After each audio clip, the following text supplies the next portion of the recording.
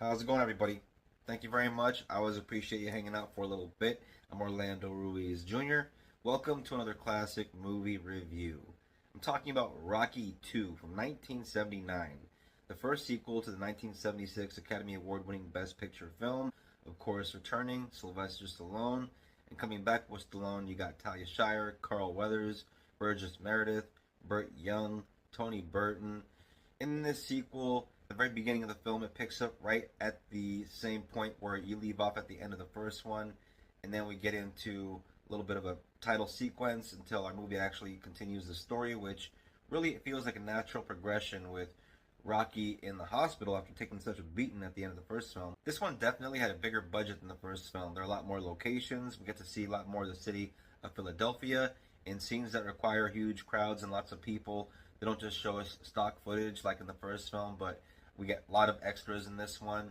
Sylvester Stallone did a great job in penning the script. In this very first sequel in the series, we follow still underdog Rocky Balboa as he's dealing with the 15 minutes of fame he has after his big fight with the world heavyweight champion Apollo Creed at the end of the first film. In this movie, Rocky hasn't changed. He's still the same guy. He's made some money, but he's still the same old Rocky. He's still downtrodden and down on his luck, but he still has Adrian. They're still very much in love. Rocky's also dealing with some medical complications in this one. His fight with Apollo left one of his eyes severely damaged, and if he gets back in the ring, the doctors fear that he could lose his eyesight permanently. Using his newfound celebrity, Rocky tries to do some commercials and make some money that way, but because he didn't have the best education, he's not the great reader. When he's trying to read the cue cards, it doesn't come out so well for Rocky, unfortunately, and so that's a pretty sad moment in the film where he's being yelled at by the director, and he calls the director out on that.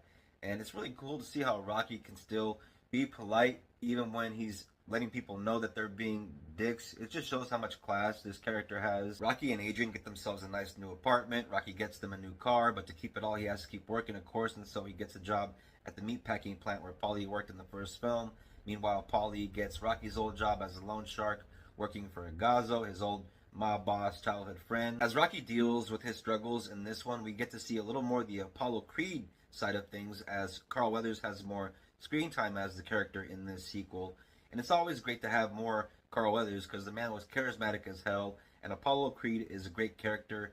This one has my favorite Carl Weathers performance as Apollo Creed. Apollo was really angry in this one, unlike in the first film where he took the fight way too lightly and he was underestimating Rocky.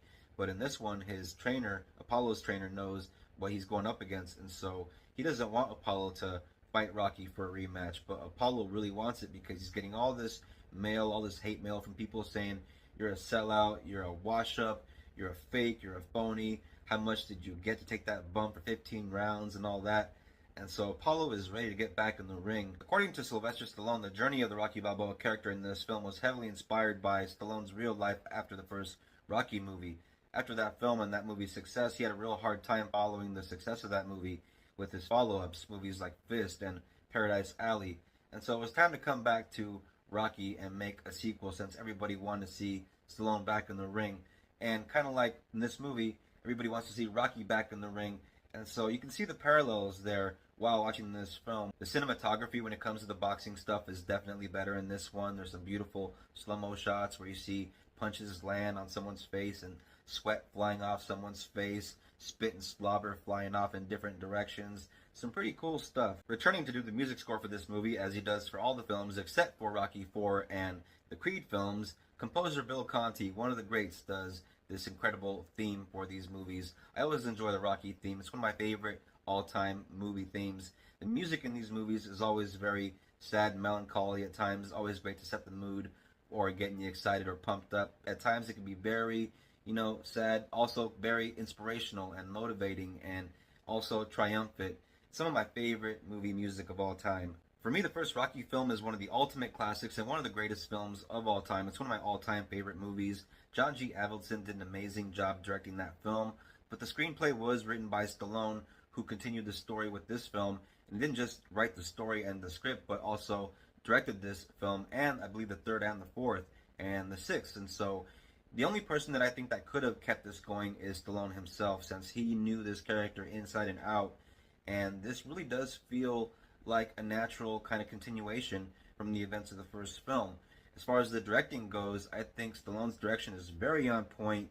Even though at times it feels bigger budget, it never feels bigger budget to the point of losing the essence of Rocky. It still feels very small scale like the first film. This being a sequel, the first sequel in the series, there are things in this film that are going to feel derivative of some of the things that happened in the first film, as this film follows some of the similar beats. That's a negative that you can give to each movie in the series after the first movie, but if you want more of the same thing, then watch the other movies because it gives you more of the same thing. If you don't like more of the same thing, don't watch the sequels because they're just going to give you more of the same thing. All the actors in the cast are excellent. Everybody brought their A game. Carl Weathers, Talia Shire, Burt Young, Burgess Meredith, who has some of my favorite Mickey lines in this one, like, "You're going to eat lightning and you're going to crap thunder. We have to put you in a cage."